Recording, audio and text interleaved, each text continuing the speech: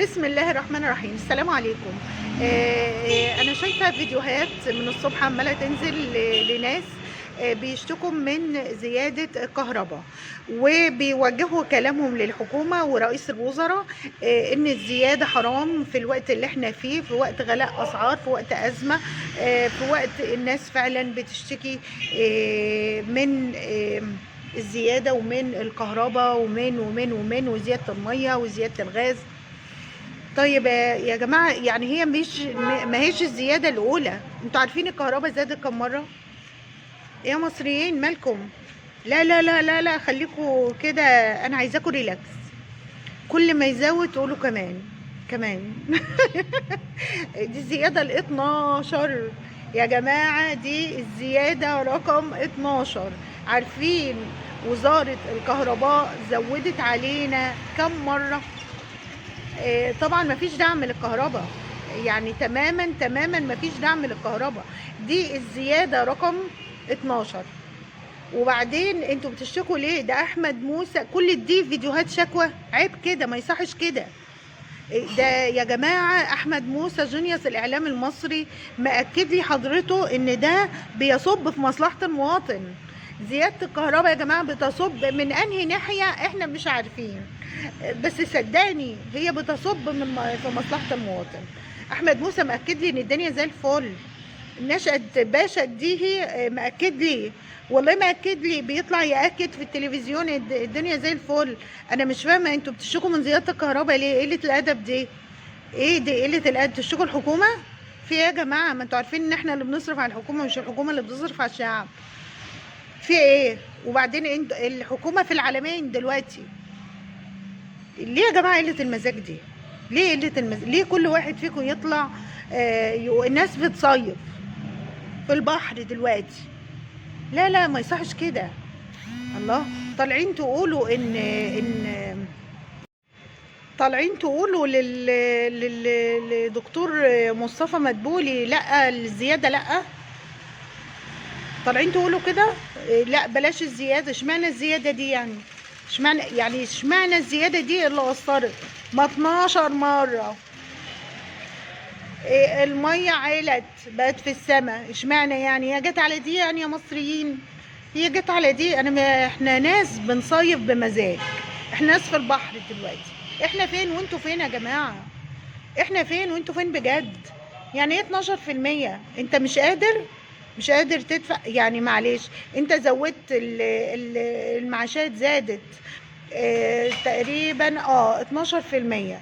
لما زودتوا المعاشات 12% ما يكملش 400 جنيه، يعني هتاخدوها في الكهرباء.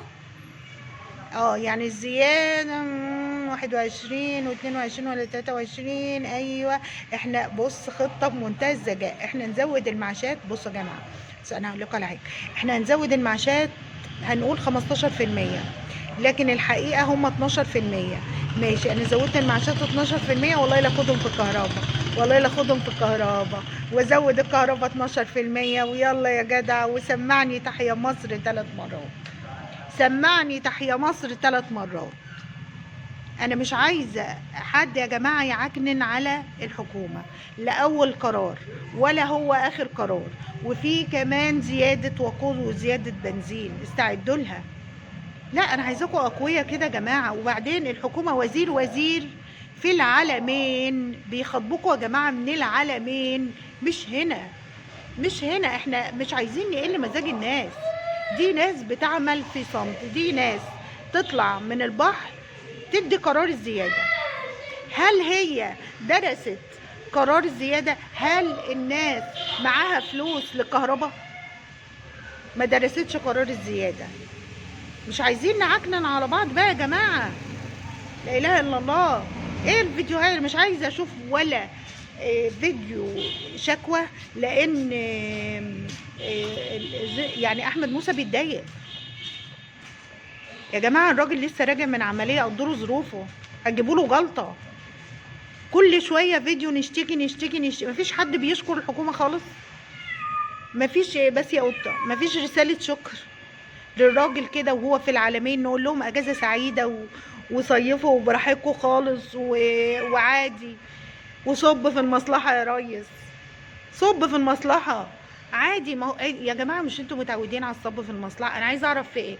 طيب ما هي شركات الادوية اللي مسؤول عن الادوية في مصر طلع قال احنا هنشيل كل الاسعار، كل اسعار الادوية، وهنحط اسعار جديدة ترتبط بالتضخم وسعر الدولار، لان الاسعار غير عادلة.